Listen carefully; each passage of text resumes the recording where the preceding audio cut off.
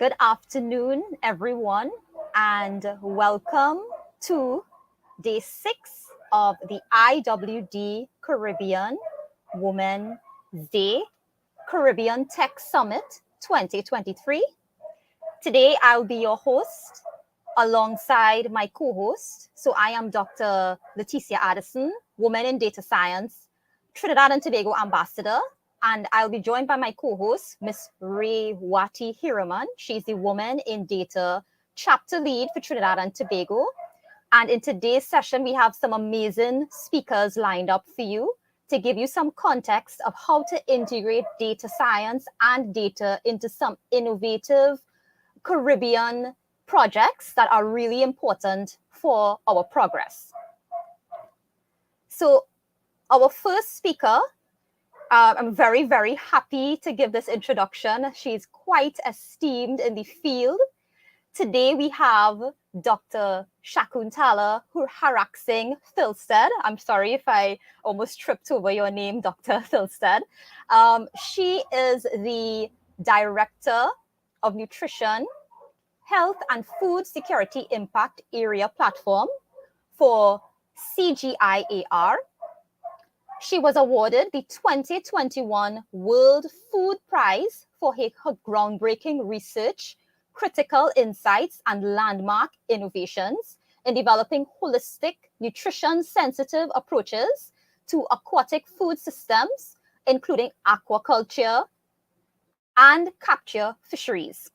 She played a key role in the development of the World Fish 2030 Research and Innovation Strategy, Aquatic Foods for Healthy People and the Planet.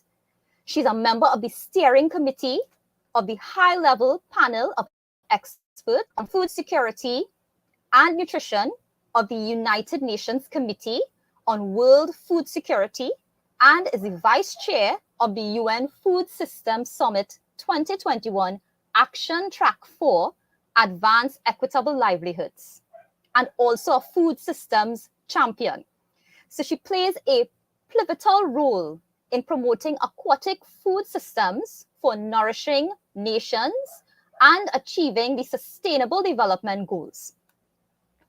Dr. Thilsted holds a PhD from the Royal Veterinary and Agricultural University, presently Faculty of Life Sciences, University of Copenhagen, Denmark. She also holds an honorary doctorate from the Swedish University of Agricultural Sciences. So I would like to give a warm welcome to Dr. Thilsted for our spotlight interview today. Dr. Thilsted, would you like to say a few introductory words? Thank you so much for having me. It's an honor to be here and to talk to young women. I'm calling in from Nairobi, where I'm at work.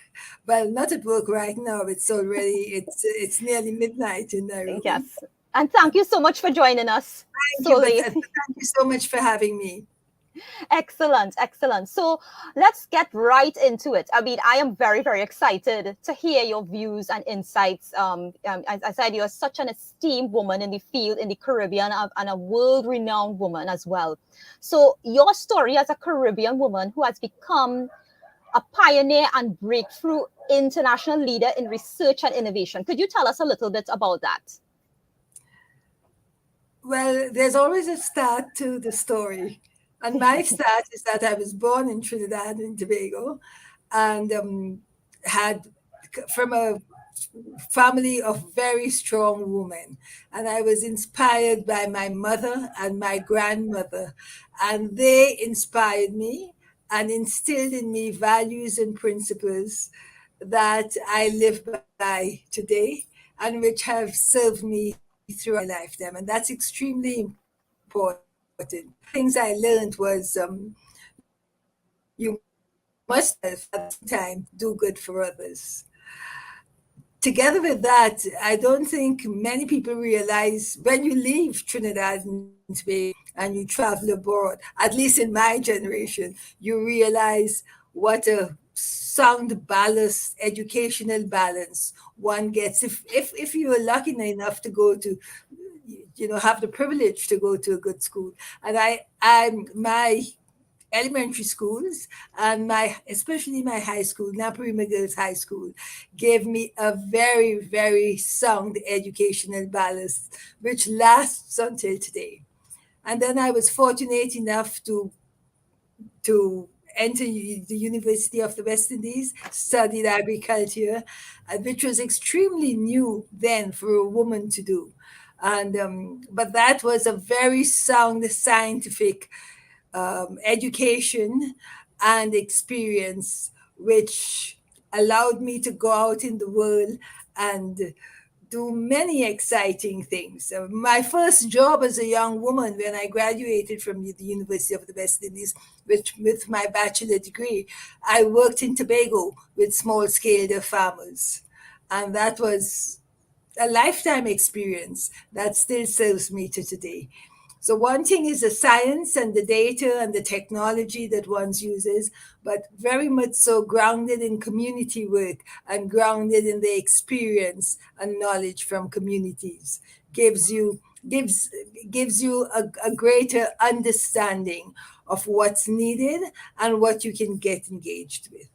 Wow. Yes, I mean, that is, everything that you said there is really fascinating to see, your path that you took and how important the community aspect is to you, and that drives your passion.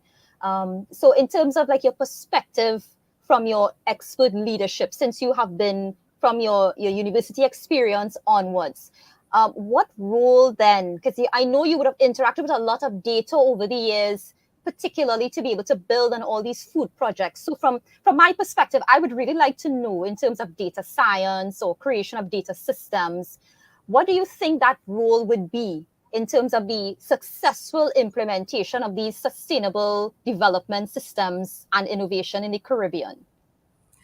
First of all, just 2 weeks ago, I spoke at the Rotary conference in Grenada to the Caribbean chapter, and in trying to do some research and getting data, it is a bit frustrating that a region in the world with such good academic institutions that I would say, I don't know about all fields, but in the field I work with health and nutrition, Mm-hmm. food and agriculture, that the data is scant and Mm-hmm. poor in the Caribbean, and it's not up to date.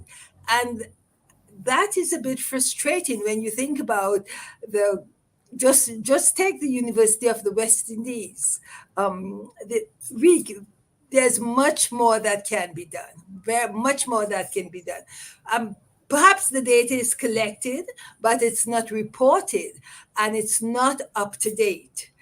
And there are nuances in the data that if they would be collected perhaps better, collected more frequently, analyzed more rigorously, then we would be able to know what the situation is, and that would also lead us to the solutions and the approaches that we should put in place to make sure one takes care of, you know, I was just looking, for example, for data on obesity in Yes. women, obesity in young children, and the data was not up to date Mm-hmm. for many of the Caribbean countries. When that is said, I do think we should also look at traditional knowledge and traditional practices. So when we use data, as you and I know it, and as we use it, it's in numbers. Traditional knowledge and traditional approaches, they are storytelling.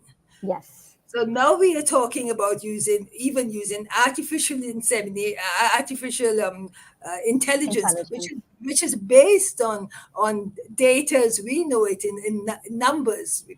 But how do you combine that with data that is a sound from communities, from traditions, that's not in numbers, that's storytelling. Yes. So we have Yes. to be smart enough to be able to combine. different sets of data and make best use of them as we go forward. That's very true. I mean, you're preaching to the choir because at the end of the day, I mean, my field as well in terms of statistics, I'm a statistician by training, but I also do a lot of data science projects as well. Recently with climate change and looking at the data, when you mentioned it was sparse, it really is, it's, I mean, I know it's not always the fault of the countries themselves in terms of like, sometimes the collection methods may need updating and that sort of thing, but it really can be a hindrance because we have such a really rich Caribbean diaspora. And I do agree that, having to, we need to get the data, as in like having more data at our disposal to really, make these projects come to life and really tell the story of the data, which is really something very important that I also mentioned to my students at the university. You have to tell the story of the data, but you have to have the data to also tell the story. So in But that I aspect, think we can get yes, many more. As you know, I was present at the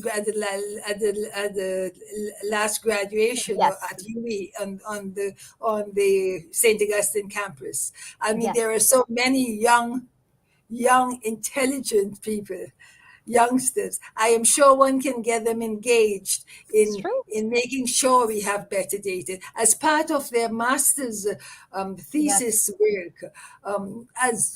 I use volunteers a lot. yes. With people who after their graduation and waiting to go on a job. I've used many volunteers for a period of 3 months, and that's where I collect a lot of data. Um, Right. so And that's great. Yes. And I mean, I would say that is really one of the best ways to actually go about it, in the interim. And as you said, artificial intelligence is also bringing another dimension now to how we treat with the data quality and etc. And to be able to build those models, those supported models. So I want to pass you over to my co-host, Miss Rewati Hiroman. She will actually give you some more context in terms of some of the questions based on like the food systems and how they come in terms of the UN sustainable goals. So Rawati, take the floor. Okay, thank you. Thank you, everyone. Good afternoon. Welcome again, Dr. Tilstead. It's a pleasure having you on. And, listening to you speak and being in the data space as well, um, I totally echo your sentiments about the data quality issues that we experience. And even, um, not even data quality, but just the introduction, the basic facts of data collection that seems to be a lot of somewhat of a challenge for us here in the Caribbean. So it really resonates. What you're saying resonates with me. So to continue on with the discussion, I'd like to ask another question, and it's with regards to the UN the food system, and what role do you see the food system playing in the UN Global Goals 2030 vision? Well, we are many who are working in that space to make sure we achieve the 2030 global targets. And all countries are monitoring to some extent how they're achieving these targets and where they are. It's a bit daunting to think about that we just have 7 more years to reach the targets of Yeah. 2030.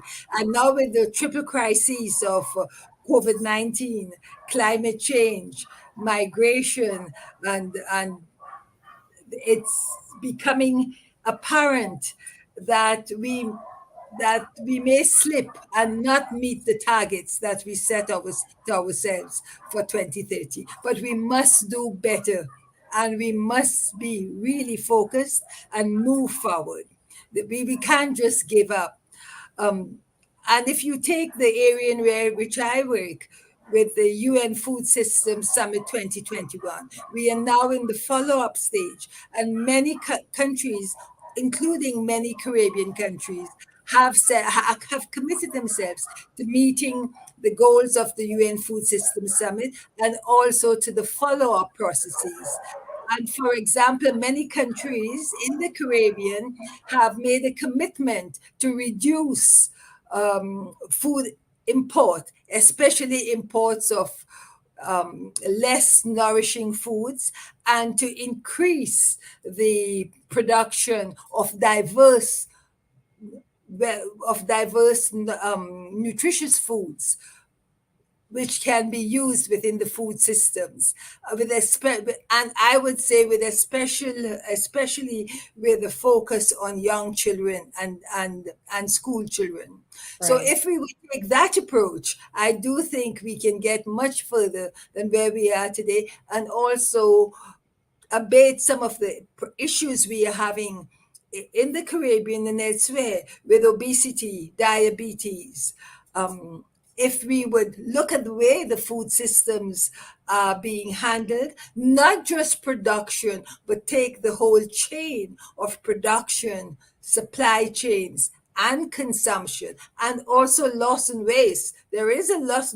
We don't have I was looking for the values for the Caribbean, but there is a loss of waste, a lot of loss of waste in foods, which we do not even monitor. So there's much we can do, and there's much we can do to ensure that our nations are well nourished, and and the food systems that we put in place are sustainable. Right. Yeah, I totally agree. And you know, I totally resonates with regards to collaborating as a people as opposed to working independently. I think together, collectively, we can achieve so much if we come together, we support one another, and we work together to achieve this one goal. Yeah, And in and terms of work across sectors, not just agriculture for yeah, itself, for example, and food and nutrition and health in another space, and policies in another space. We need to bring the sectors together. yeah, and when we all sit together, I mean, we sit from, we all represent different spaces at the table, if you will. And I think Mm. collectively, when we come together, we can accomplish so much.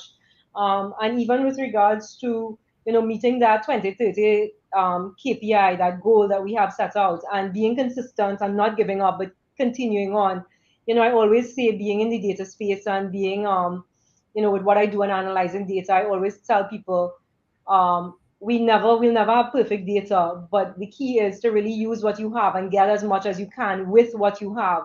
So again, totally correct, and I do think that you will see the results. It may not be the 100% KPI, but you'll get there. Consistency is key, and not giving up, pressing on with what you have. And then even you'd find that in doing that, you'd recognize new areas that maybe you need to focus on, or new areas of data capture, new areas of maybe better modifying or manipulating data to give you better insights, etc. So it isn't totally saying that we didn't actually get or meet the KPI, but you accomplished so much more along the way as well. So I have one other question for you, and that is, what advice would you give for young and upcoming Caribbean technology and sustainability leaders on how to break down barriers and achieve the same vision that we're talking about for social impact? Well, I have been looking at at the website that you set up for for this event, and there is amazing young women in the Caribbean. So I'm sure that they get together and support each other. I do think support is extremely important. Support by your peers, also having mentors, but again, as I said from the very beginning, without a family that supports you and friends who support you, it's very difficult to make your way, because you can't run away from that. You need to work hard, and to work hard you need time to do so, and you need support to do so. So, and I would say look for your support not just in your close circle and in the field in which you work, but look for look at examples in other fields and try to get inspiration from others. Uh, talk to people, go out to the communities, talk to your friends and family and people of all generations, and get inspiration there. And that's the best advice that I can give. Certainly, I totally agree. That networking component, that mentoring, coaching by the persons who are in a position, who have the knowledge, sharing it, and not just sharing it, but guiding and helping up and coming young persons as well mold them and to help to guide them in the right direction. And also, that networking, like you said, across various fields, cross collaboration, etc., is really, really important. And really building that relationship and nurturing that cohesiveness, if you will, to further further push that collaboration really will help us. And you learn so much more by giving, because when you have to give, you have to think about things in a very different way, and that gives you much more deeper learning of your own field and of other Exactly. fields. And I think especially in our space, coming from a technical background and being able to break it down for non-technical people, or not even non-technical, but people who are not in our domain space, being able to break it down for them to be able to understand also helps us to better appreciate and understand what we're learning about, what we're doing. Because once you can do that, um, it helps to drive and to encourage or to grow and nurture that adoption and that truly mentoring and all the efforts that we put in to encourage it. So Dr. Tilstad, I'd like to say thank you, for those questions. I'll just hand over to Letitia just in case she has any more questions for you, and then we'll head over to our next speaker. Letitia, Thank you so much. you're welcome.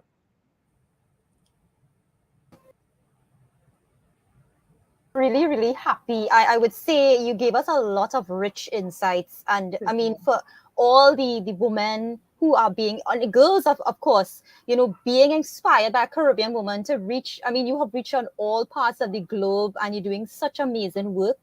And really seeing that integration of the work and how you bring in that community aspect, I feel like that is so inspiring for me personally, and I'm quite sure for everyone watching as well. So we really, really want to thank you for taking the time out to really edify us and to give us that inspiration.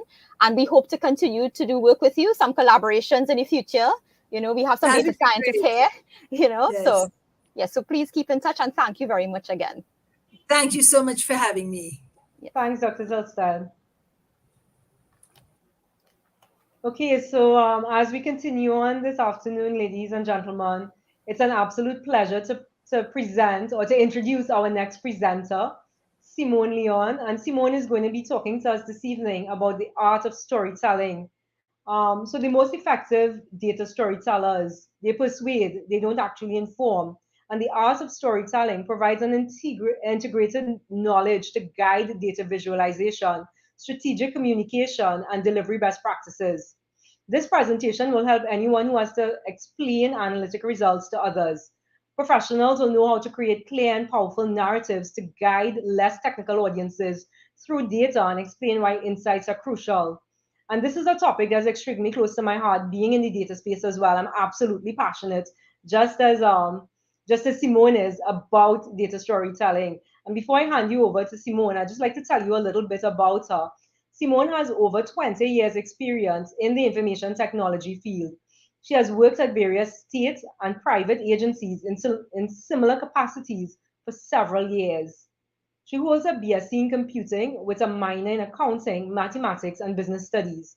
And she has a master's in information communication technology.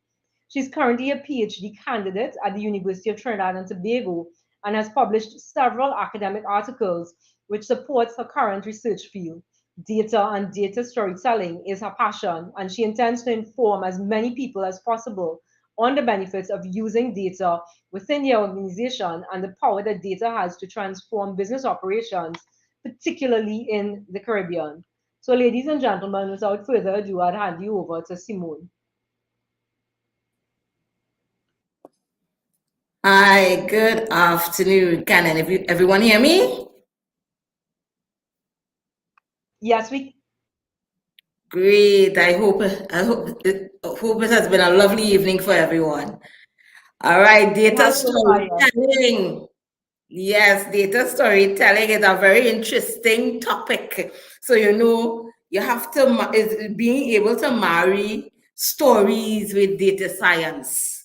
And I'm happy that you have invited me to be able to share this experience with you guys here this afternoon. So I want to be able to go in one time in the presentation because we have a lot a lot to cover. Right, so I'm going to share my video, share my screen.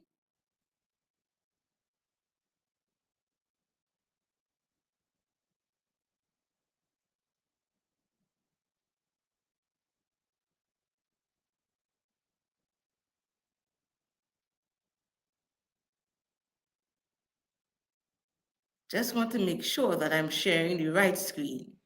No problem at all. Right.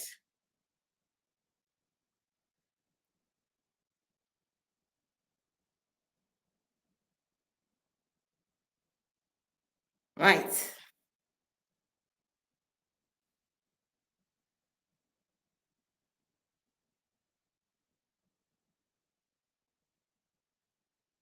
So you are seeing the presentation there right now in front of you, right? Yes, we are. Great. So stories beat data. So good afternoon, everyone. Once again, thank you so much for having me as a guest summit speaker. Dare to be Caribbean. And in the Caribbean, we have a lot of data. Now, data stories connects with that emotional part of the brain. So today, let's try to get emotional. Let's try to get excited over data. Okay? Let's do a little contents. In every story, there's a table of contents. And here is a brief outlook on what we will be speaking about today.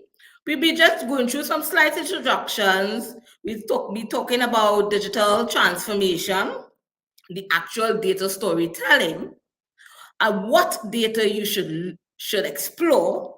And we'll just go through a sample data story. And we'll just end it there for this afternoon. Now, as a data management specialist, I have seen companies continually ignore the critical analysis of data. In every organization I have been in, I have employed machine learning, data visualization, and statistical research techniques to achieve the desired results. Now, with a background in statistical analysis, I have successfully developed and executed plans across various complex data sets. I have employed various analysis strategies to gain insights into the data structures, databases, relationships, and also the business needs. Now, after doing the analysis and the correlations, how do we relate that information or those results to the target audience? It is very easy to populate reports and figures with totals, but sometimes we lack narrative. Numbers by themselves do not give a presentation character. Data can just be a collection of numbers until you turn it into a story. So data storytelling is using data and statistics in creative ways where you can easily identify patterns and draw conclusions about a particular scenario that can help drive the decision-making process. We can particularly benefit in the Caribbean from data analytics. For example, using data to make the right decisions in the tourism industry, agriculture sector, the financial sectors can bring tremendous rewards in future developments and further boost economies. Caribbean data analytics can inform a number of facets in the Caribbean. First, let us go through disaster relief strategies. Now, come on. climate change. You see the thing about climate change? Climate change is real. Existing data would hold critical clues about what the future will hold and how we can actually save lives. We also have the improvement of the quality of drinking water in the Caribbean. Yes, it is true that we are a collection of islands surrounded by a body of water, but that is sea water. What about drinking water? Data can help us come with strategies to manage the use of fresh water, which we need for our daily living. We also have successful agricultural practices. Of course, we need to eat to survive. That is basic, that is understandable. Now, data analytics can provide farmers with knowledge of what to plant, when to plant, and where to plant, and what best practices they can employ when employing these farming strategies. We also have the development of the financial sector. Now, there is a lot of data being processed by banks and insurers that need to be managed effectively. This data is a valuable asset that makes a country attractive for foreign investors, thereby giving local industries a competitive advantage globally. Now, with these exciting prospects, I am happy to share with you today different points on data storytelling that will assist in formulating a solid foundation for any business or research activity. Now, in the Caribbean, we are known to be a people with a diverse culture, religion, and environment. This rich diversity has formed part of the development of the tourism sector for many Caribbean islands. However, we have also been identified by the United Nations as small island developing states, a distinct group of islands that faces unique social and economic and environmental vulnerabilities. The question is, how can we use data? How can we use data to prevent us from succumbing to these vulnerabilities that can threaten the existence and the quality of life of inhabitants?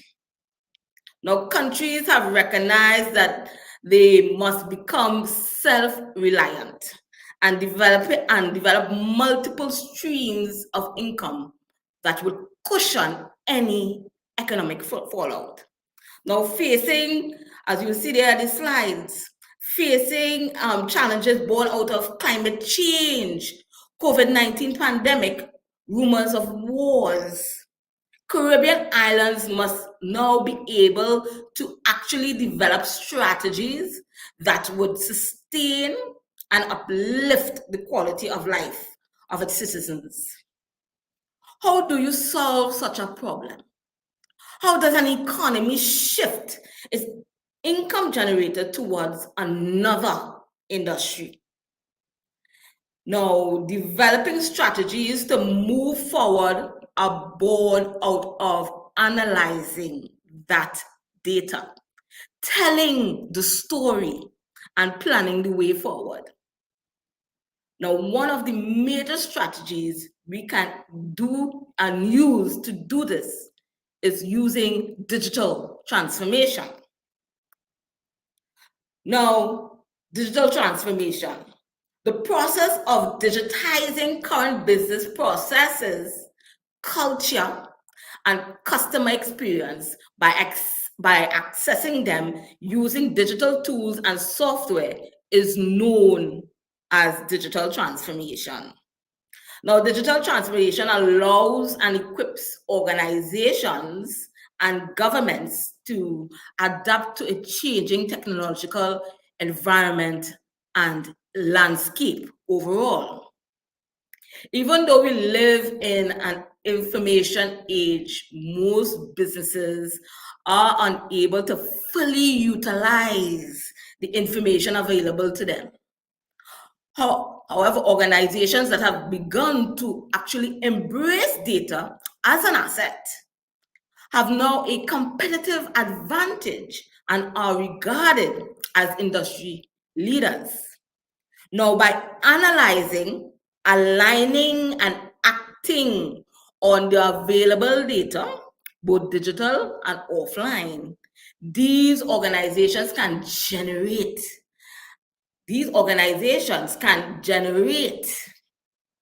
the results that they are looking for, especially when they have to communicate it to various stakeholders.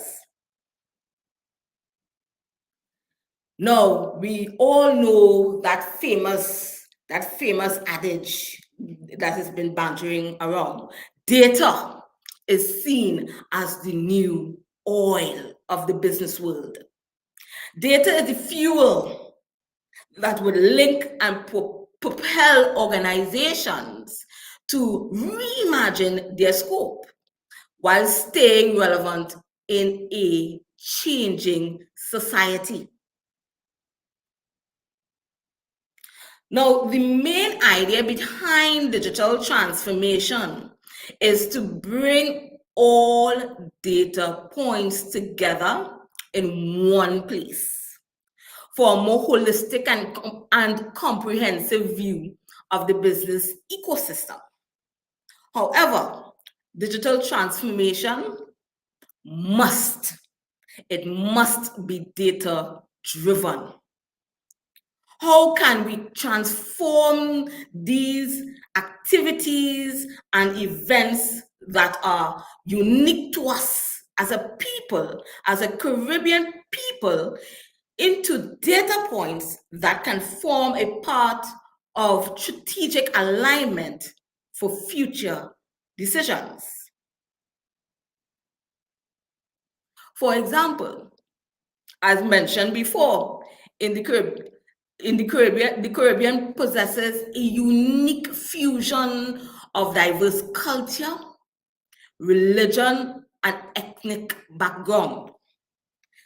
This fusion has given birth to various festivals enjoyed by many across the globe. However, these festivals were cancelled because of the COVID-19 pandemic. The income generated by these events held during these festivals were contributors to the national GDP, and as a result, revenue would have been negatively impacted by the cancellation of these activities, by these events. Countries have recognized the need for economic diversification, as it is no longer a viable option to be dependent on one stream of income in the long term. The digital transformation of companies or government agencies within the tourism sector can assist in transforming and thereby slowly releasing economic dependency on one sole activity. So here we see on the slide, we have various activities that diversification can be involved. We have the pitch lake. This is a picture of Gasperi Caves. We have volcanoes. We have the Coroni Swamp. We have the bird sanctuary. There are many places to be discovered. And now these are just a few examples in Trinidad and Tobago alone. Imagine Barbados, imagine Guadeloupe, imagine St. Lucia. All these places now can diversify their product and expand it in order to benefit their financial sector. There are many places to be discovered and experiences to be shared, which can be harnessed by these agencies and sold to local and foreign visitors in order to generate consistent income. Now let's go to the meat of it: data storytelling.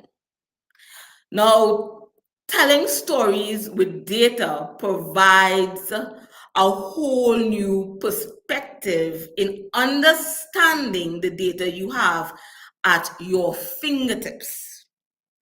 Now, data is an economic asset that can help companies improve their operations, increase revenue, and strengthen relationships with stakeholders, create new revenue streams, improve the quality of the products, determine also product differentiation, foster innovation, and also reduce risk. Companies with large quantities of data are sitting on a gold mine. However, it is important to note that data must be processed and transformed into something that makes it valuable. For example, a manufacturer refining raw material and making a product. This involves collecting the data and subjecting it to various stages of analytics, machine language, and professional perspective, which means, you are getting the expert input and analysis. In the end, the data has now become information. And at this stage of the data development cycle, the product can be subjected to further refinement. And that has value in it and can guarantee business continuity. We continue on that strain of data storytelling. Any valuable insight should be presented as a data story. Data visualizations, infographics, dashboards, data presentations, and so on have all been associated with that term, data storytelling. Now, data storytelling is frequently misunderstood as just visualizing data well. Nevertheless, it encompasses much more than the creation of visually appealing data charts. Data storytelling is an organized method of delivering data insights to your target audience. And there are 4 main components. And I want you to remember these components. There are 4 main components to data storytelling. 1, we have data, the narrative, context for communication, and lastly, visual design. So I want you to remember these 4 components because we will be going in a little more detail further down in the presentation. We have data, we have narrative, context for communication, and visual design. When you arrange your findings as a data story, you create a link between your facts and that emotional part of the brain. When someone is engrossed in that story, additional parts of the brain are activated. So this is where you capture their attention. What is data storytelling? So now, remember, the components of data storytelling. Data now, this will basically involve the quality of your data source, whether it's primary sources, secondary sources, your statistical analysis, and also your accurate representation of that data. Let us now go into the element of narrative. That narrative, now that involves the language and the messaging you are going to put out. You're going, just like any data story, any bedtime story, you will have your beginning, your middle, and your end. And also you will have a call to action. Next, we have the context for communication. Understanding your audience. Who are your stakeholders? Who are you speaking to?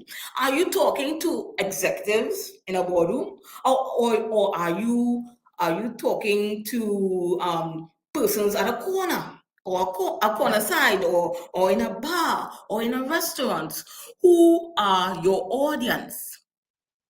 Right? Must have a clear purpose, and you must have a clear goal. And also finally, we have visual design. And I think this part called visual design, people always mix it up with data visualization. It is two different things. Visual design deals with incorporating design principles, design elements, and also imagery. So just remember, as I say here today, visual design and data visualization is two different elements, two different things. What data you should explore and present? You should present all. Do not leave anything to chance. You should present all. You should present all data that is available to you. Data is all around us. If you have a question that needs to be answered, the answer can often be found in that data that you have available in front of you. Where your data comes from, whether it's primary sources or your secondary sources, or whether it's quantitative or qualitative data, you can get the answers that you seek. Now, those sometimes large amounts of data may look intimidating for some. Do not underestimate the power of it and what it has on your business and your organization. Yes, I would definitely agree that sorting through large amounts of data can be very difficult, especially if you do not have the time nor the resources. However, with the correct tools and the techniques, you can start putting your data to work almost immediately. You can acquire useful insights from data analytic tools that will help you better make decisions and understand the client's demands. Now it's story time. So having learned all of these elements, of course, we must give you a slight example on how a simple data story should be crafted. Now, this is as simple as it gets, because of the time and the format of this presentation. So let us look at the simple data story. Remember earlier we spoke about the contents of a good data story. We had data, narrative, context for communication, and visual design. Now, for example, in Trinidad and Tobago, we have a steadily growing population. So now I'm presenting to you the data. In Trinidad and Tobago, we have a steadily growing population. Presented here are some data points by using the appropriate data visualization techniques. We can use tables, graphs, charts, etc., whatever you may choose to be appropriate. However, make your data visualization understandable and clear to your audience. Visualizations like this one are enough for some people to start evaluating their choices. You don't need much more than a persuasive and fact-based image to start a conversation. The ability to visualize data is a crucial and useful talent for the communication stage of an analysis. You know what your data is saying at this particular point, and you're trying to explain it now to someone else. Visually presenting the facts and insights aids others unfamiliar with your investigation in grasping the situation as fast and readily as possible.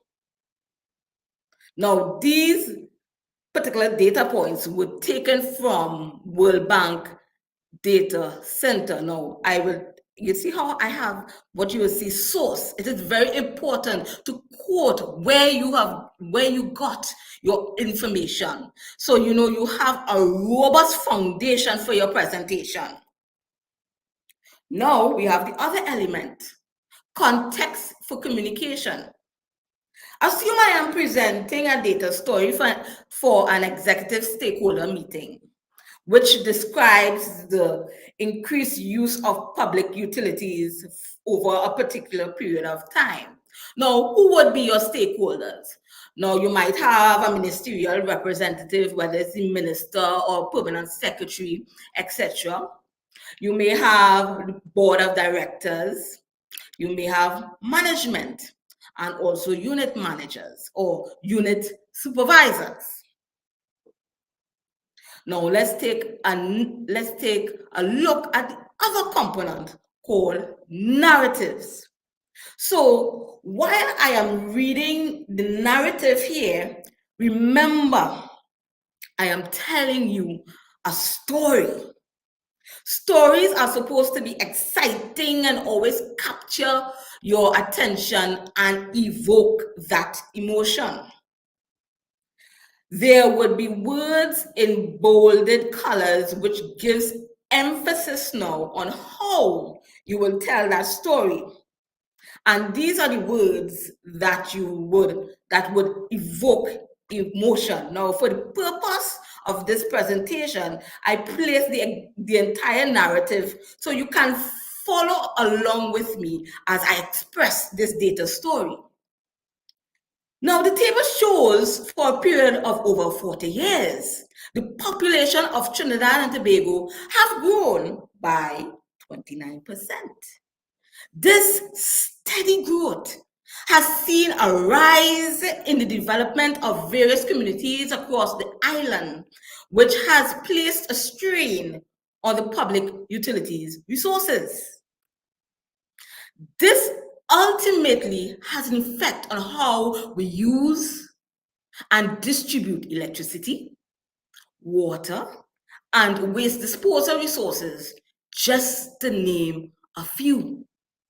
The data available will be able to identify the past and the current usage.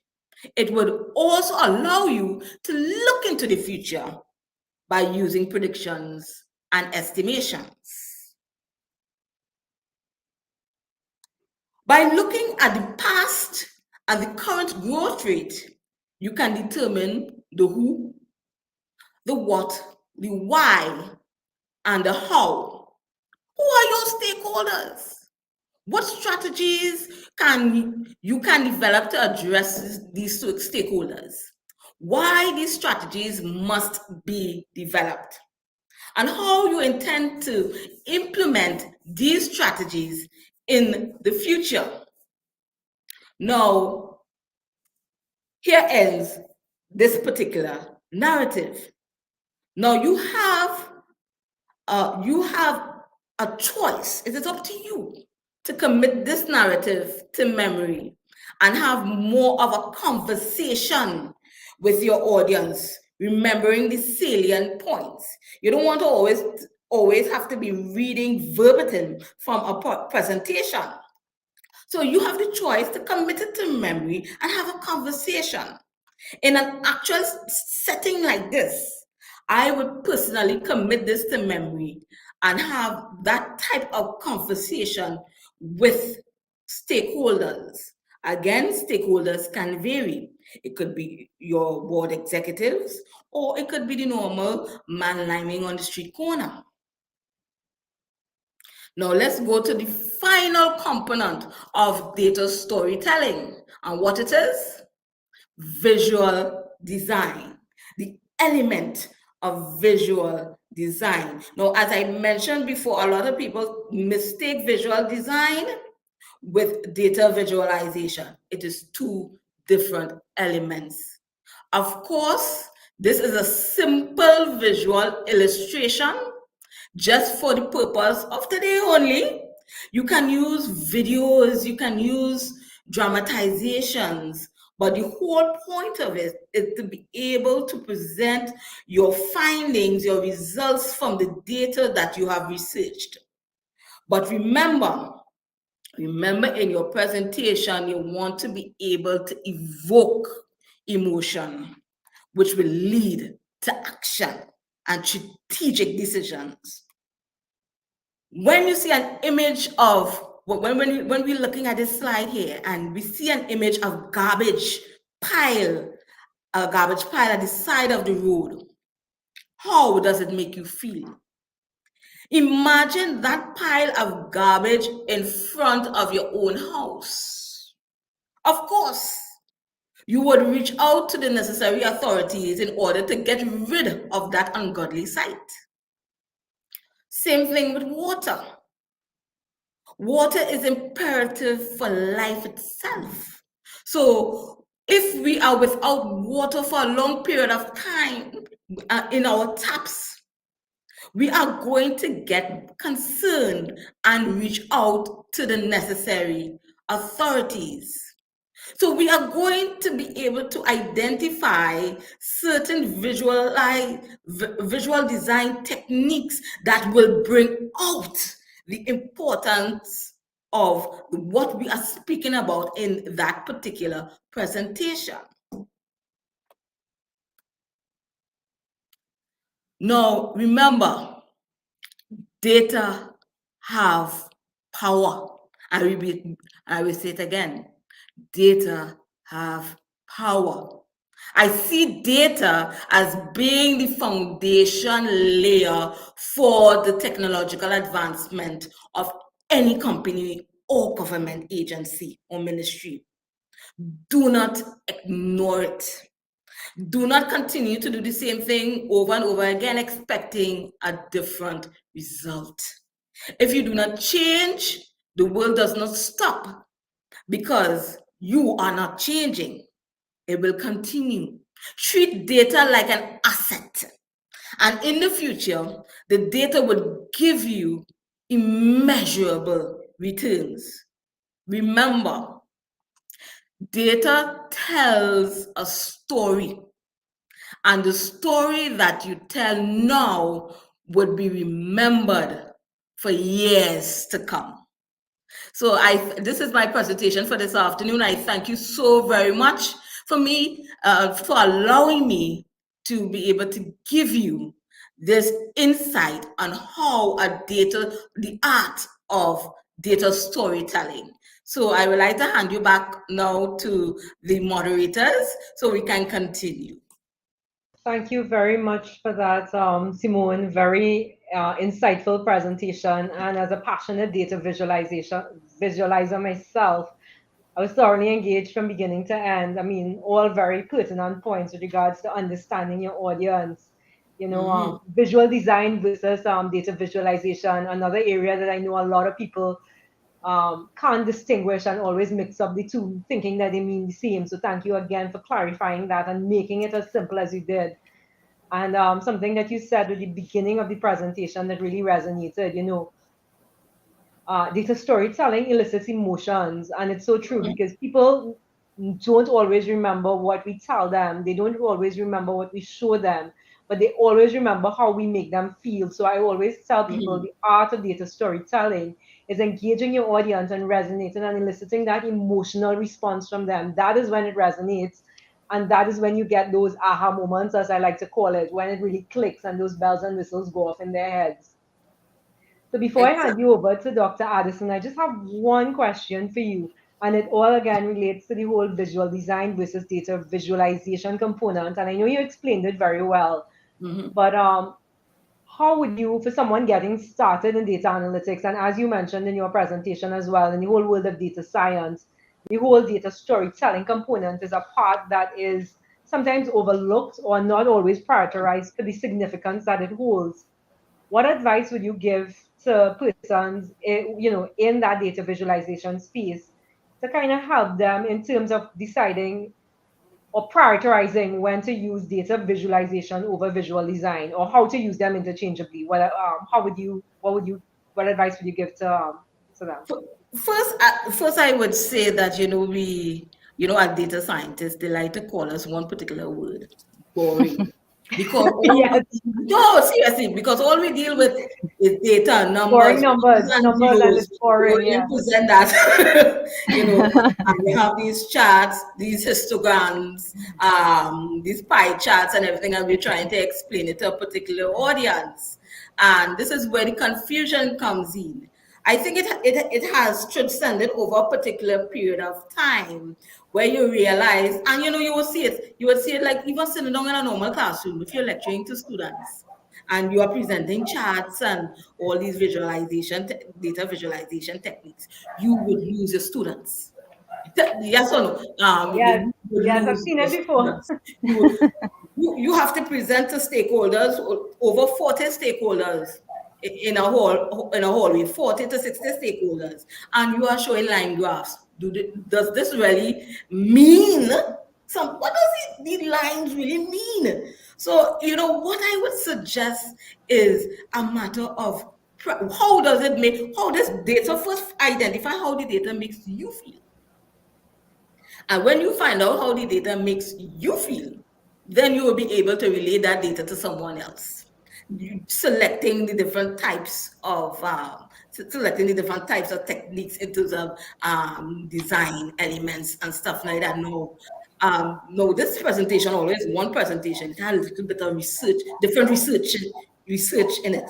You could research, what type of colors to use, what intonation to use, what type of mode of communication to use when you are presenting your data story.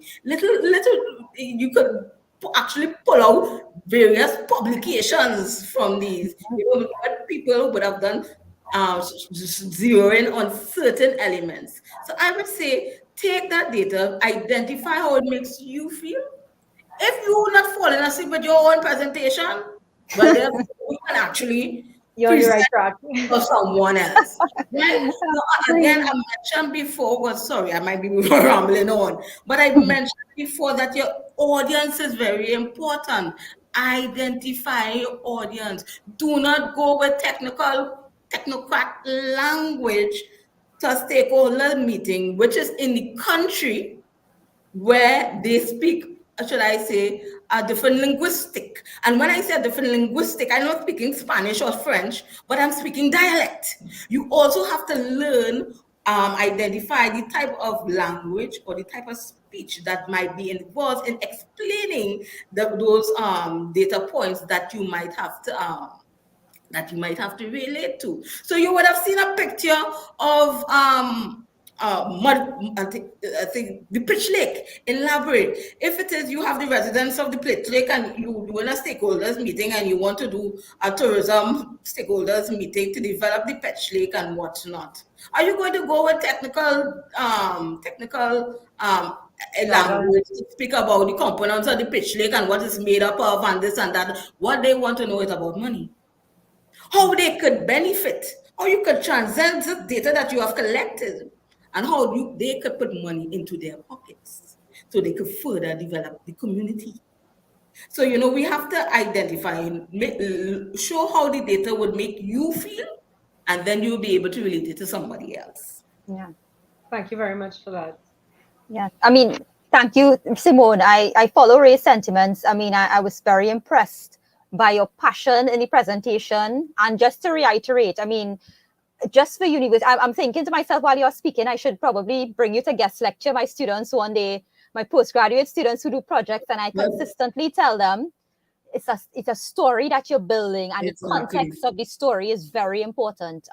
Even for me, I mean, I'm a statistician by training, but I'm also involved in data science, as I mentioned before, and I can Mhm. understand where in the data science life cycle sometimes people forget the context of who your audience is very important. You could do all these fancy models, and at the end of the Animation. day, yes, you have to be able to build that story, because I always say to my students, if you're going on the street, somebody reading a newspaper, reading about what you wrote or what you did, has to be able to understand it from that context. Or Exactly. if, right, even the boardroom, if you presenting to executives, as you said. So you really reiterated those points, and it's a very, very fruitful conversation. And I'm telling you, I'm very excited to have you not only to speak to my students, but one day to come on board in the Women in Data Science, and give them some more context on data No storytelling as problem. well. Yes, I think you and Ray is also going to do a guest lecture for us in the Women in Data Science on actually visualization. So I like to see women in the field in all of these facets of the actual data science. And Right. I'm always true to the statistics. I know you're a statistics pioneer as well, so it Mm. always goes back to the It's the statistics. foundation. In the end of the day, The it's the foundation. foundation. Exactly. When building a house, your data store is Exactly. like a house. Exactly. Yes. Yes. Yeah. So it's like your numbers and your ones and your zeros and your actual data is like Yes. your foundation, and you Yes. climax into a data story. Exactly. So thank you very much, Simone. We really, really appreciated your insights today. It has been very fruitful for me. I'm very, very happy to have You're you here, and I'm welcome. sure Ray as well. So thank you very Certainly. much. Thank you so much, Simone. Okay, you're welcome. Okay, so moving right along, we have a video presentation. So in the meantime, while we set that up, I'm just going to give you an introduction to our next speaker. Unfortunately, she could not be here live, but she has put together a wonderful presentation for everyone based on her work in the field. So we're going to have now, I'm hoping that I pronounce her name properly. So I'm going to take this very slowly. Miss Clara Uzcategui. If I pronounced it incorrectly, I'm very sorry, Clara. So her presentation is on don't let your website be a barrier to accessibility. So I'm just going to give you a short overview of what that is, and then give you a context as to who Clara is. So in this talk, she said we'll explore common accessibility mistakes that can discriminate against users living with disabilities. From optimizing for screen readers to designing for color blindness, we'll discuss practical solutions to make your website more inclusive and provide a better user experience for all. So don't let your website be a barrier to accessibility. In this session, you'll learn how to make your digital space more welcoming for everyone. I'm very, very excited to hear her share her insights on this. And just to know who Clara is, so Clara is a Venezuelan software engineer working for the multinational fintech JP Morgan and Chase. Her passion for web development and user experience have led her to focus her career on creating products that are easy to use and accessible. She's a promoter of diversity and inclusion in the tech industry, and is always looking for ways to promote equal opportunity and representation, both in her role as Women Techmakers Ambassador and in her role as Google Developers Group Organizer. So, without further ado, we are going to give you a little context to Clara and her video. Are you seeing my screen, Letitia? Letitia, are you seeing Not, my not, screen? not yet. Not yet. Okay, Yes, sorry. now I am. Yes, great. There we are.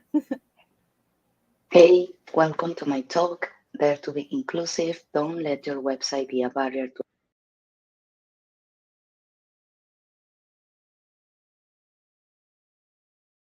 to accessibility. A heads up, I am suffering from a terrible flu and it's getting worse and worse. So apologize in advance for my voice.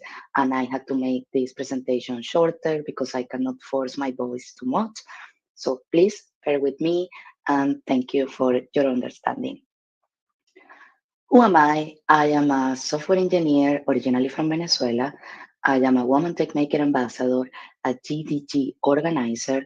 For those who don't know what GDG means, it means Google Developer Groups. I am a crazy plant lady, a coffee lover. I am passionate about developing user interfaces and user experience, and I stand for accessibility, inclusivity, and diversity in the tech industry. An overview of the topics I will be covering today: foundations of accessibility, the state of accessibility in 2023, and some accessibility tools. What is digital accessibility? Maybe you keep hearing about this, but at this point you are afraid to ask. So let me help you. Digital accessibility is the practice of ensuring your products can be used by all your customers, including those with disabilities. And I want to emphasize, I will be talking about digital accessibility, and we are referring to accessibility products in the web. Who benefits from accessibility? Really, the right answer here is everyone. On the right of a slide, there is an image that demonstrates how accessible products benefits everyone. The source, the source of this graphic is Microsoft Inclusive Design Tooltip. And I want to walk you through these examples here. So we have different kind of accessibilities related with touch, see, hear, and speak. And those disabilities can be permanent, temporary, or situational. So some examples here are permanent disabilities related with the touch. Maybe you were born with one arm. Temporary touch disability can be an arm injury, or a situational touch disability can be when you are a new parent and you have a busy arm. Another example can be a permanent hear disability when you are deaf from birth, a temporary hear disability when you have an ear infection, or a situational disability when you are a bartender and you are working on a noisy environment. So this is a good graphic, but one important category of disability is missing here: cognitive. An example of these cognitive disabilities are attention disorder, or dyslexia, or loss of memory. Also, another aspect I want to clarify in this slide is the term ally, which you will read very often.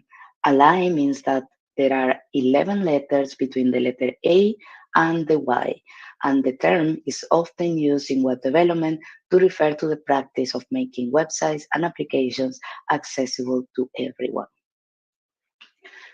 Some of the people that suffer any disability, temporary or situational or permanent, might have to use assistive technologies to interact with your website. These technologies can be screen readers, captions if you are watching videos, keyboard navigation, and voice control. But how these assistive technologies interact with the web? When we build websites, we have something called the DOM tree. DOM stands for Document Object Model, and this is a tree that contains objects representing all the markup elements, attributes, and nodes of your website. But there is also something called accessibility tree. The accessibility tree is based in the DOM tree, and it communicates the name, description, role, and state of elements to assistive technologies. Now let's take a look at how this works visually. HTML generates a DOM tree, and this HTML is modified by JavaScript. So this DOM paints the visual UI, or what we call websites, but this is not what the assistive technology reads. The DOM also generates a separate accessibility tree, removing all the presentational aspects. This accessibility tree gets read by assistive technologies like screen readers and then communicate your content to users. So screen readers rely on both the underlying code and accessibility specific properties and attributes. This is an example of the DOM tree and the accessibility tree of Google. This is the DOM tree. When you click the icon, you can see the accessibility tree. And this is what assistive technology reads out.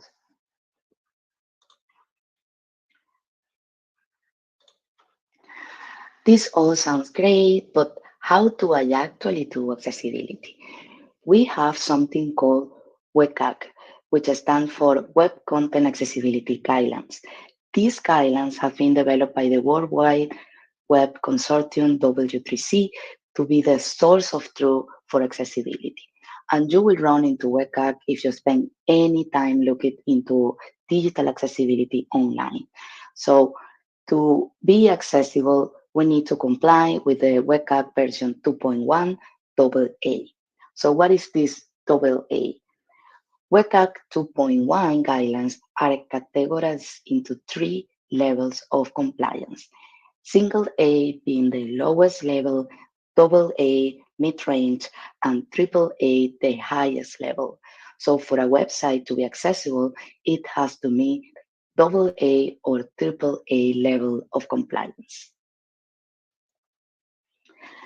Moving on to talk about the state of accessibility in 2023. The Accessibility Report by WebAIM, which stands for Web Accessibility in Mind, and this is a non-profit organization based in the States. So this report summarizes the current state of digital accessibility and the online challenges faced by people living with disabilities.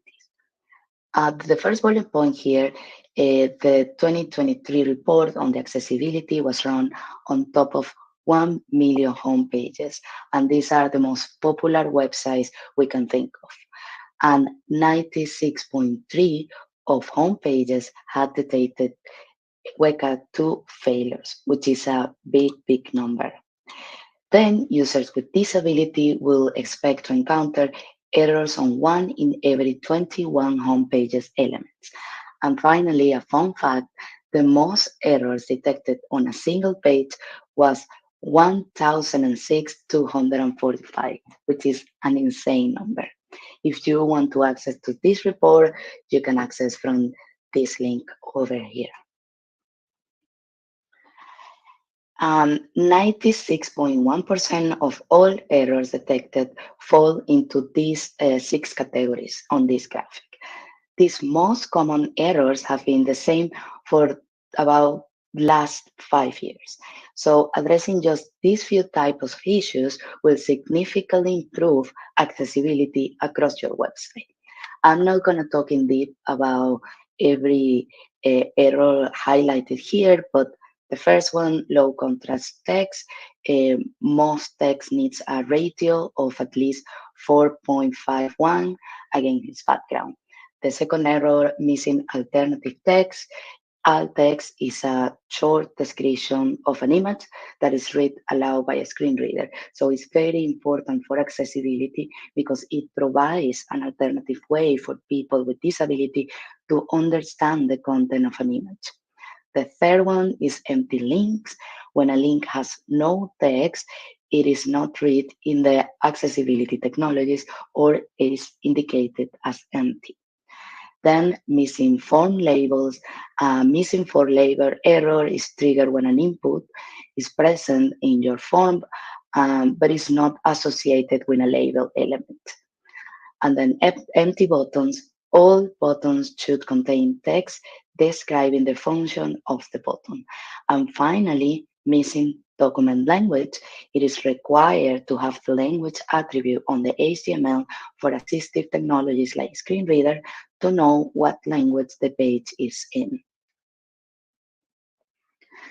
Some accessibility tools.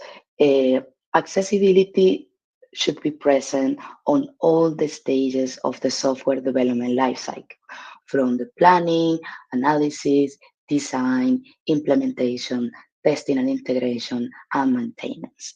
So there are some tools we can use to ensure that we keep accessibility in mind. The first one is design tools. So we can use something called green line design and ally annotations, accessibility annotations. And we will talk about that on the next slide. Then development plugins. There are some plugins you can install in your IDE and it can help you to catch accessibility issues during development time, which is very, very helpful. Then there are some browser tools like Axe, sorry, and then some pipeline tools like Cypress. Now a demo of the tools mentioned before. This is a landmark, and this is part of the green lines design tools we can use. So landmarks are the structural elements in HTML that define the regions of a web page, and they are used by screen reader users for navigation. There is something called accessibility annotations, and you can, on this link, access to these accessibility annotations on Figma. This is a wee demo about Axe, which is a browser accessibility tool. You can look for it, and it's a Chrome extension. And then here we have Amazon.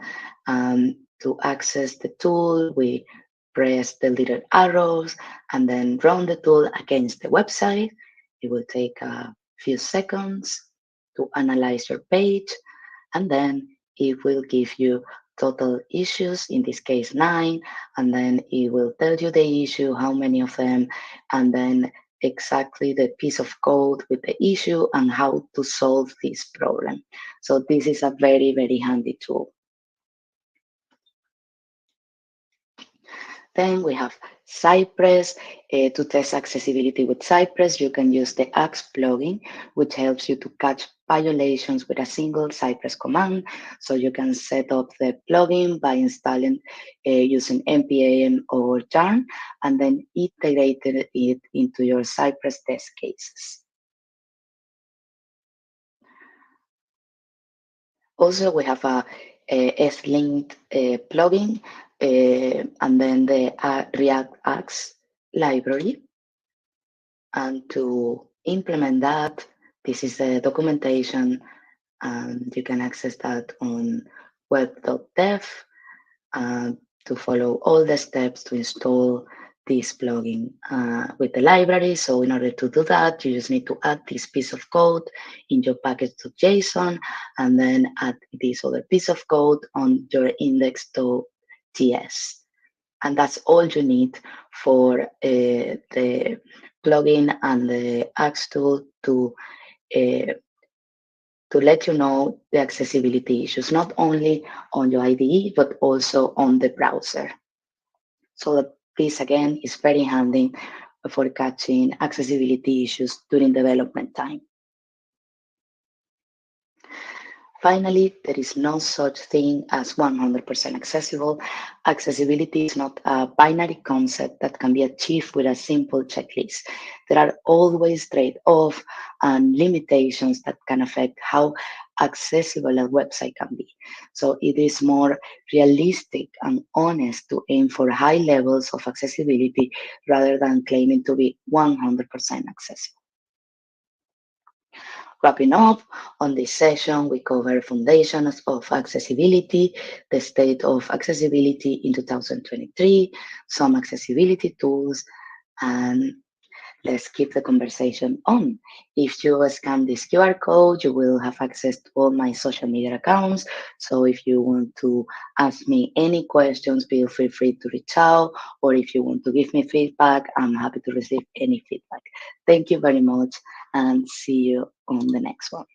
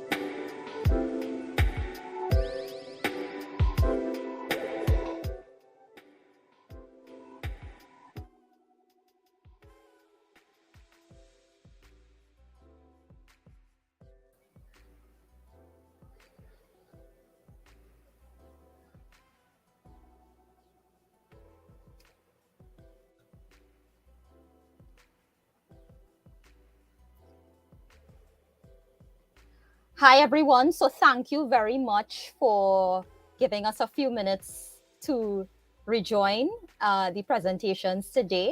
I would just like to give you all a short overview as a woman in data science, Trinidad and Tobago ambassador, about how we can advance women in data science in the Caribbean and beyond, and some of the means that I have taken to actually assist in that process. So without further ado, let me share my screen.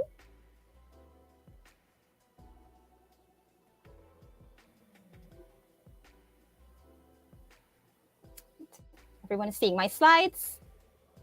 Yes? Okay, great.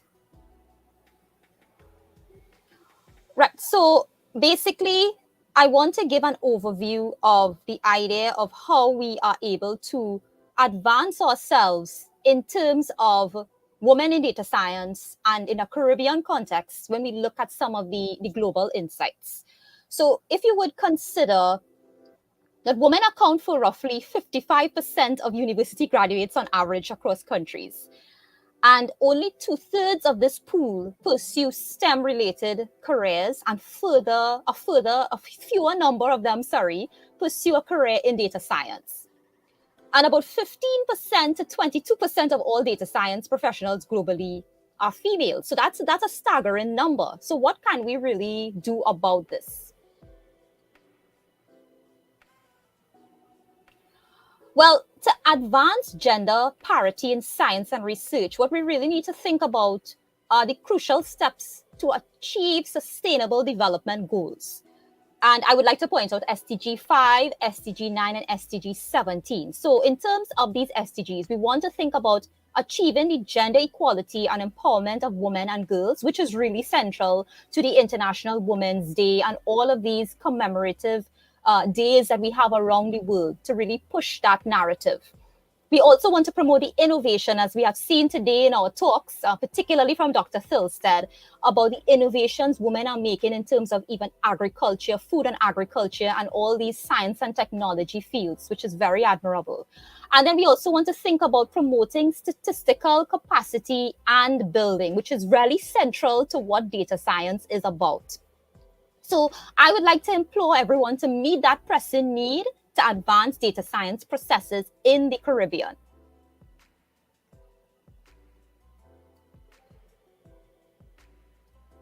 So the good news is that a recent report from UNESCO Institute of Statistics says that Central Asia, Latin America, and the Caribbean are approaching gender parity in STEM.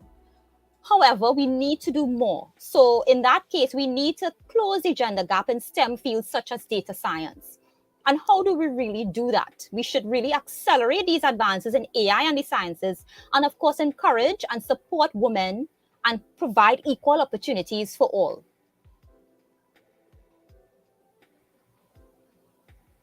So in the whole, let's not get too technical, but at least at the same time, let's understand some of the insights that we have to think about. Is that we have AI, data science, and machine learning. And not to, as I said, get really in the granular sense of things. Data science really is a collection, preparation, and analysis of data using a few different fields, let's say statistics, mathematics, computer science. And within that, we have artificial intelligence, which is really looking at understanding and interpreting, our decision making using machines. And inside of that artificial intelligence, we have, of course, the machine learning aspect, where we develop these algorithms to really improve and look at how we can learn from our data. Now, a closer look at data science, as I said, it combines different specialized fields. And really, the combination of these fields, I am a statistician at heart, and I'm a mathematician as well. And I would say that those are really central, the central foundation. And of course, you have to bring in all the other advanced parts of it to really make it very cohesive. The subject matter and the specific expertise needed to uncover these actionable insights in the data is very important to guide the insights for decision making and strategic planning. So brings the question of how do we advance women in data science? And one of the central, the main aims that I want to bring across to everyone, an objective, is to build global networks for education, community, and support. And I think that has been a general theme of our the IWD Caribbean Tech Summit, is really that aspect of community.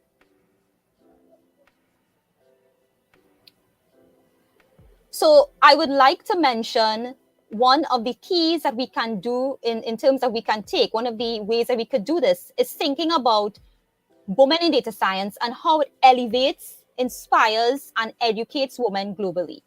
So it's through extensive programming and all of these different facets of conferences, datathons, podcasts with Next Generation, which is really educational outreach, and also various workshops. So as the Woman in Data Science Ambassador for Trinidad and Tobago, I have been part of this global community to make this a really cohesive process within the Caribbean context, and particularly in Trinidad. I'm a Trini to the bone. So in our country specifically, we have persons involved in data science. We do have females involved in data science, but to give them a really nice forum to express themselves, to learn and to grow.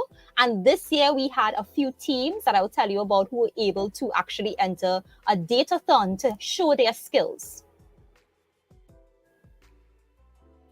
So what are the values, first of all, when you think of the actual global organization? Now, this started in Stanford University in 2015, and it has grown tremendously since then. There are a lot of data science networks around the world in terms of the actual organization. And we have values, as I said, the community aspect, which is really central, as I said, to our Caribbean community as well. And really to kind of open us up to the global community is to really connect with women allies in data science, to support each other, to learn from each other, to mentor each other, which is really something I'm very passionate about. And to really elevate women in the field, uplift, highlight, and inspire, and bring visibility to their work and their contributions. The empowerment of women is very important as well, to inspire women to work in the field as they would have confidence to be able to pursue their goals, and also to collaborate and actually have much stronger connections in that way. So the inclusivity of the situation is actually, really an extension of this entire process, because in that way, we are able to bring in a lot of diversity in terms of the cultures, the races, to be able to bring, as I said, not only the Caribbean persons, but also international persons in the same space.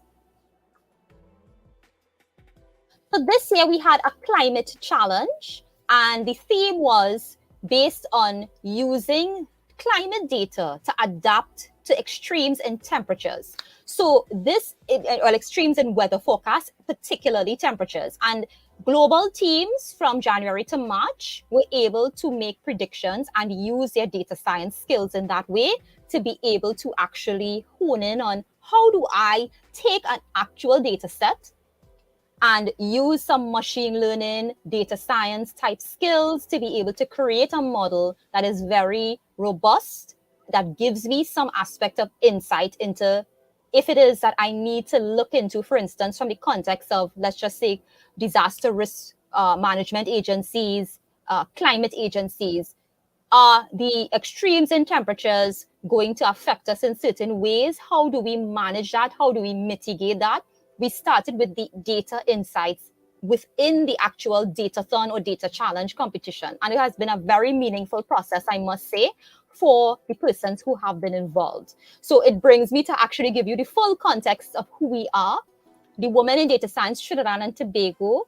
We are the Trinidad chapter of the global organization, and we host independent events organized, of course, by the ambassador to encourage participation in the global datathon and beyond as well. So, of course, this involves, as I say, the community aspect is very, very central to this process. We host workshops and regional events. We have been doing a lot of these inaugural workshops virtually, and we would like to eventually move to having them more in person. But it has been a really amazing process because we have been able to integrate a lot of international speakers. We have had webinars with mentors from different data science groups. For instance, the TT Lab group in Trinidad and Tobago, we have been able to align some of the mentors from that group to be able to participate and assist persons interested in the data challenge. And we have also been able to look into hosting regional events like spotlight talks and, of course, fireside chats. So these are all on the website. If anyone is interested in seeing how these played out, they are also on YouTube as well. And in that way, I'm able to just end off by telling you that all of this has really built a strong community moving forward, and we really hope to consistently extend that. So for instance, you would realize now we are able to now extend and enhance our regional networks to support women, to have more mentorships, more global partnerships, to build that statistical capacity interdisciplinary projects. We had a lot of persons from engineering, from natural sciences, from industry who participated and were able to actually have this really nice cohesive interplay between themselves or amongst themselves with respect to the data aspects. And then, of course, increase the opportunities and collaborations for women in STEM, which is really important to me. So, and especially in data science, which is really a part of the STEM fields, I really want to see it grow, and I'm really happy to see the amount of participation that has been out there and persons who are really taking, especially the females, taking the forefront and actually becoming the trailblazers. So I'd like to say, in that way, the Caribbean diaspora really has unique opportunities and even challenges that we can face. But in terms of the Caribbean context, all of the climate challenges that we face right now, we can use our data science insights to be able to actually build something that could be very customizable for our communities. So I would like to say the future is bright for everyone. And of course, for the ladies, we are ambassadors for change, all of us. And we really need to continue to work together to build that community aspect, to really align with the innovation that is necessary to push our Caribbean community forward and to really be able to gain those tangible insights to really help us to change and to make a better world for ourselves. So I'd like to end off there with those, sentiments, and I hope that they are useful. And if anyone needs to reach out, feel free to reach out to us with tt.org if you have any questions related to the women in data science. Now I will turn you back to Ray.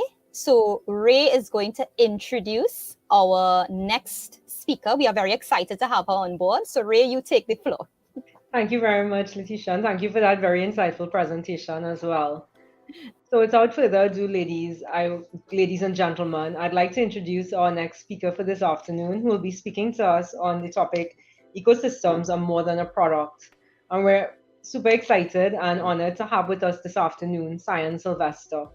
Cyan is the head of product at, and I hope I'm pronouncing this correctly, OnQ Distributors Limited, based in Trinidad and Tobago, where she leads the development of innovative products that meet the needs of the company's diverse customer base. With a background in accounting and finance and experience as an anti-money laundering professional, Cyan brings a wealth of knowledge and expertise to her role. Her exceptional talent and dedication have earned her numerous accolades, including 6 ADDIE Awards alongside her OnQ for Business team. These awards are a testament to her leadership and execution, which have been instrumental in the success of the company's product portfolio. Beyond her work at OnQ, Cyan is passionate about expanding tech and entrepreneurship communities and making technology more accessible to those who need it most. Her vision is to build products that only meet business needs, but not only meet business needs, but also have a positive impact on society. So, ladies and gentlemen, I will pass you over now to Cyan, who will be speaking with us.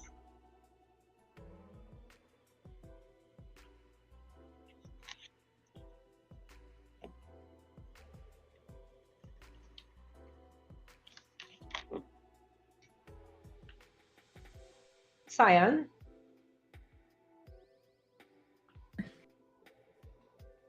Okay, I think I'm not seeing. Okay, here you are. Sorry about that. Are you able to share my screen? So if you look at the bottom of your screen, you should see an option to present. Um, Yeah, it's there. yes.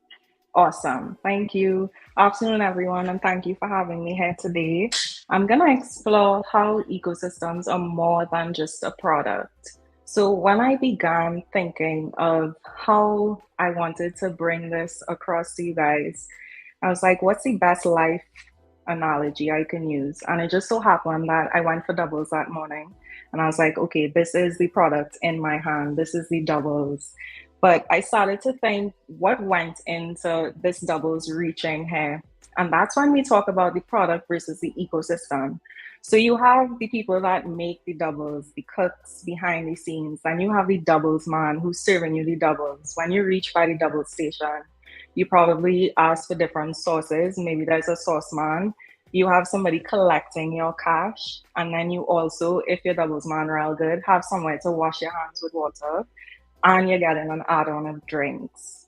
So that's the ecosystem that adds to your experience and makes you feel comfortable to stand up on the pavements and eat a doubles. So when we think of ecosystems, there's a theory by a writer called Jeffrey Moore that describes challenges faced by companies when introducing new products to the market. According to the theory, there is a gap that exists, or a chasm as he calls it, between early adopters and the market, and it's your responsibility to find what that gap is to serve that ecosystem. So when we first started to develop Unq, we had this idea that we could just build technology and people will come, they will use it, and that in theory is what it is, right? It's the product. But what we learned is that there's the whole product, which is the idea that it's not just about the physical item, but the overall solution that brings that need or solves that problem for that customer or that user. So, what makes up an ecosystem? There are many things, but I'm going to focus on a few. The first one being community. When you think of community and product, sorry, I have a banner up that's blocking things right now. Thanks so much, guys. So when we think of community, we have users, that's the people using your products. You have the developers and the stakeholders that contribute and drive innovation to your solution. There's governance. What are the roles and responsibilities of people on your team? Do they know how they impact the ecosystem and how they're meant to play and flow together so that there's an equal distribution and benefit to how things are running? How are you integrating all these different components? What are the platforms that you're using to make this experience seamless and also so that you can scale your business and make it sustainable? And then, of course, what are your standard operating procedures? So what are you following? What is the standard that you're setting for all these different components to work together? And that is the idea of a whole product, not just the physical doubles, not just the app, but all the supporting components, all the services, documentation, features, walkthroughs, things that exist outside the core of the product. So if we take a second to think, what ecosystems can you think of based on what we spoke about in a few slides? You can drop it in the chat and let me know. The first one I thought of was definitely Google. We know Google exists everywhere, but if we really take a look at what their ecosystem looks like here, there's the G Suite that's supported by the Google Cloud. There's the web store, the Chrome extensions, and then add-ons that you can download if you want those services.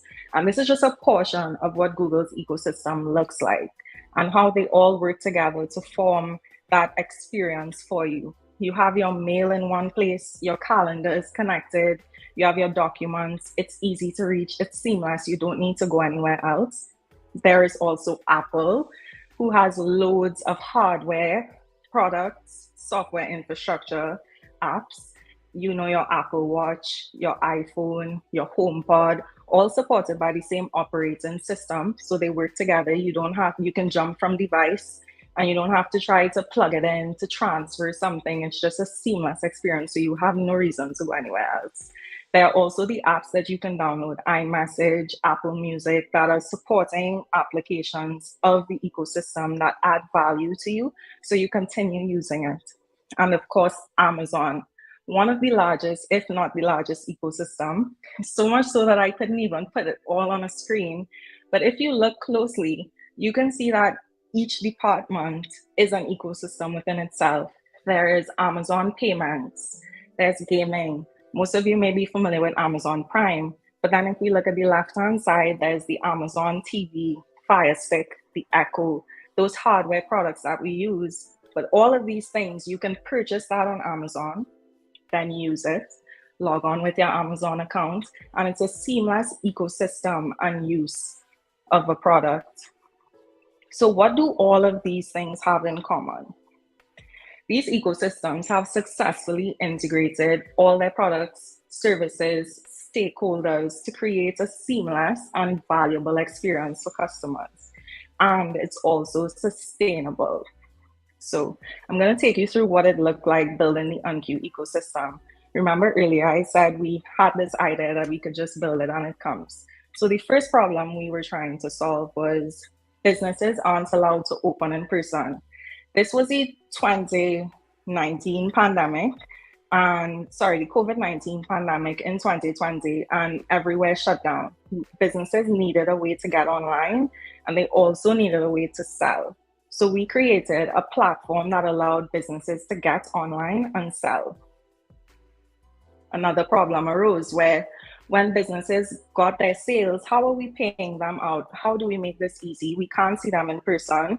It's difficult to get to banks. So we created an automated onboarding experience where we collect the information upfront. And when they receive their sales, they get paid directly into their bank account. And that way you remove the gap of all those manual and traditional processes. And then after, we had businesses online with their stores up, but they're not getting orders. When we started to research why this was happening, we learned that businesses were intimidated. They weren't sure how to run their businesses. It was a pandemic. They're not used to being online. So education was key. We introduced how-to guides. We introduced Unq Academy, which was courses specifically to help businesses legitimize themselves and grow. We made this accessible to everyone on the platform so that no matter what question they had, they always had access and support.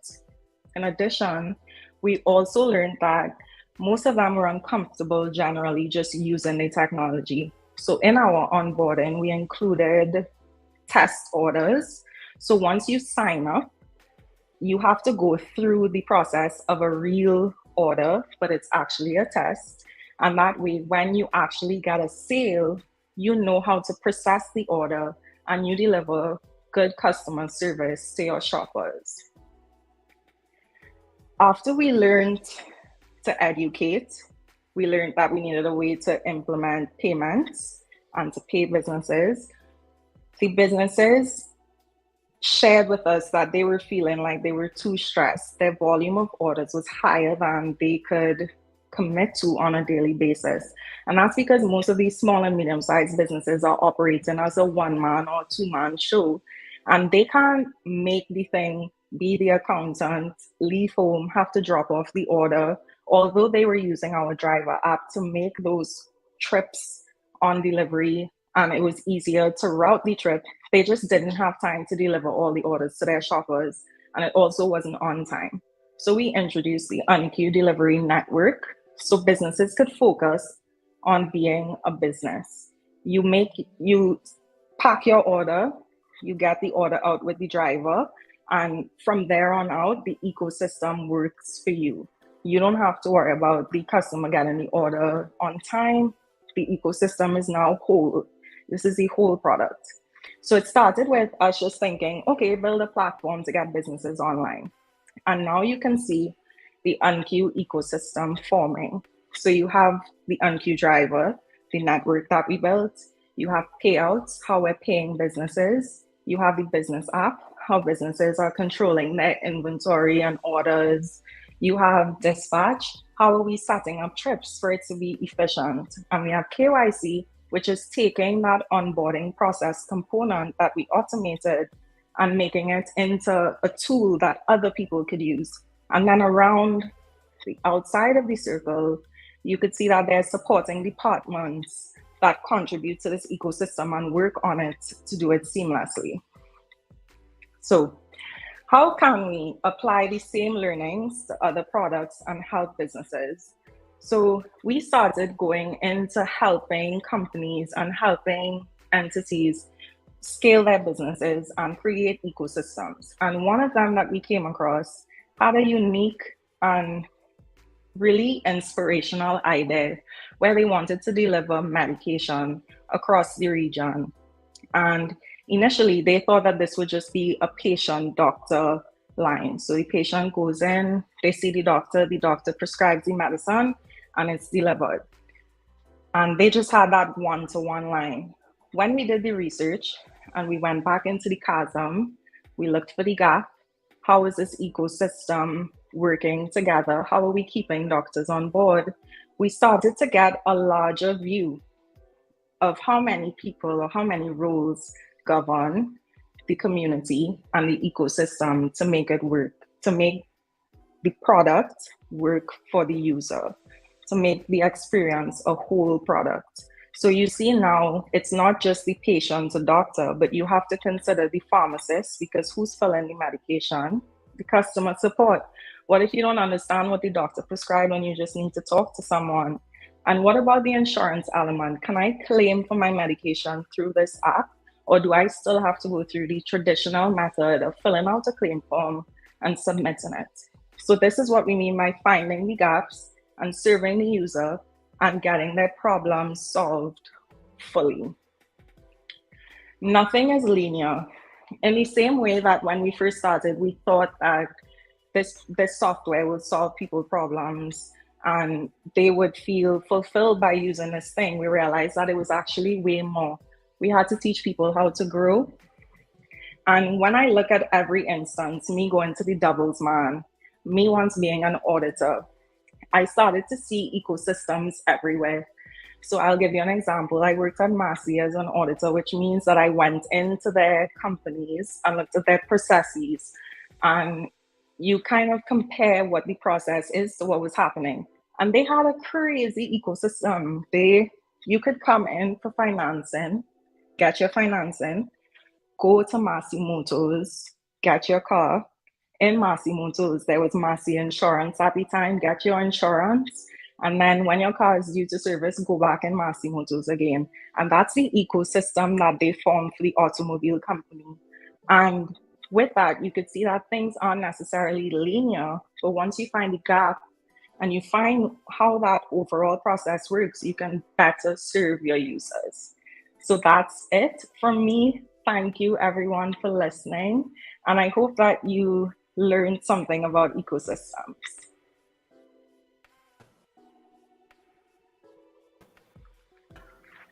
Oh, thank you very much, Cyan.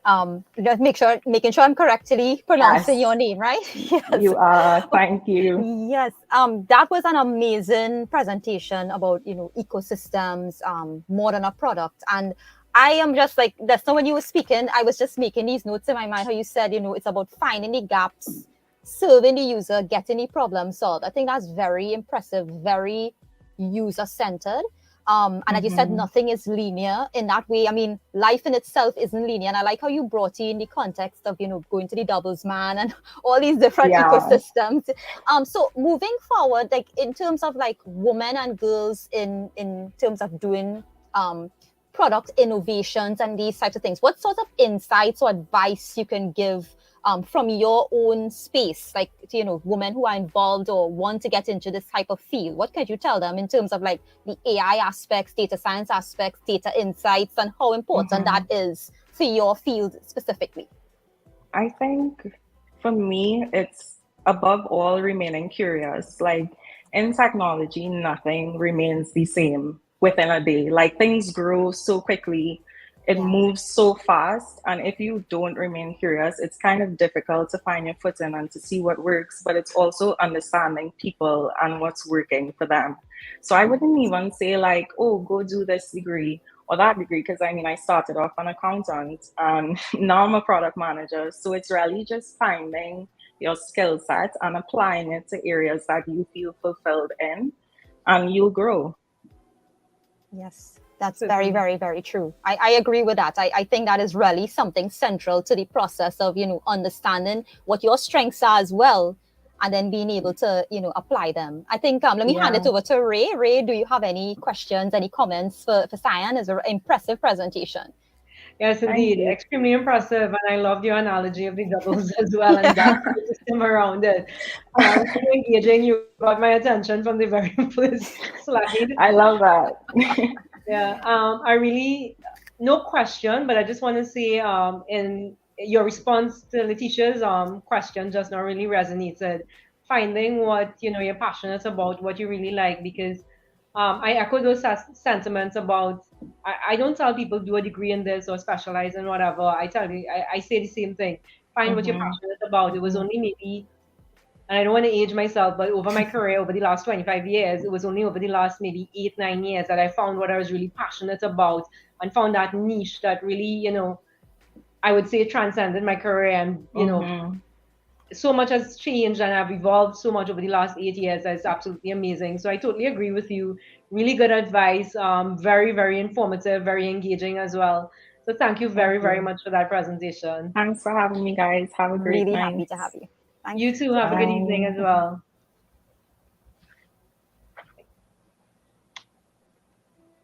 So I think that brings us Okay. to the end of our presentation today, Yes. Lakeisha. Yes, so I let me just first let Ray give her insights into how she felt the day went, the speakers, and then I'll give some additional closing remarks before we close off. So Ray, let me hand it over to you. So I thought it was absolutely phenomenal, really insightful event from Dr. Tiltstead, Simone, Yes. even Clara's presentation, her pre-recorded presentation, digital inclusivity, etc., and just now Cyan as well. So I think it was an evening of great insights. I certainly learned a lot. Yes. There's so much I'm passionate about, but as Dr. Tilstead said, when you share and you give and you share that knowledge, you learn a lot more in the process as well. So it was definitely a very enlightening evening for me. I Very look true. forward to many more of this. I look forward to collaborating with a lot of our speakers as well. Definitely. I think that collaborative effect, we can do so much together as one Caribbean people. Yes, agreed, agreed. And I mean, I would say I am highly impressed. I was like, seeing all these women do such amazing things in the field, really innovative, creative presentations based on what they are passionate about. It has been inspiring for me, and I am sure for our audience as well. And understanding how to use your talent is really a very, very key part of it. I mean, we had not only diverse speakers who in different parts of the globe currently, but also they had a lot of diversity in the topics. And, from agriculture, with Dr. Tilstead, to the art of storytelling with Simone, with Clara, with, the disabilities, and then the innovations with respect to Cyan and the ecosystem is really, you could see how everyone is connected with that passion and the way that data is interwoven and the insights you need from those, artificial intelligence, where you also need, sorts of, a background that could actually funnel how do I get to where I want to be. I need to actually have some insight into how do I get the data that I need, especially what Dr. Tilstead said, as you mentioned, being able to share, have that community aspect, being able to reach out for data, understanding where we need to source the data, the gaps, all of these things are really important. So I'm really, really happy to really have been a part of this. It has really been very, very inspirational. And as Ray said, I think we should all be eager now to build our own little community with the speakers and move forward with some collaborations. So that is it for our segment today. We would like to thank all of you for joining us for the IWD Caribbean Tech Summit 2023. This was the first ever Data Science Day, and we were really happy to be able to host it. So Signing off, I am Dr. Addison, and of course, I was joined by my lovely co-host, Miss Thank you very Rewati Hiraman, and we will catch you all next time. So thank you very much. Thank And you take care. all. Have a good evening. Thanks. Take care.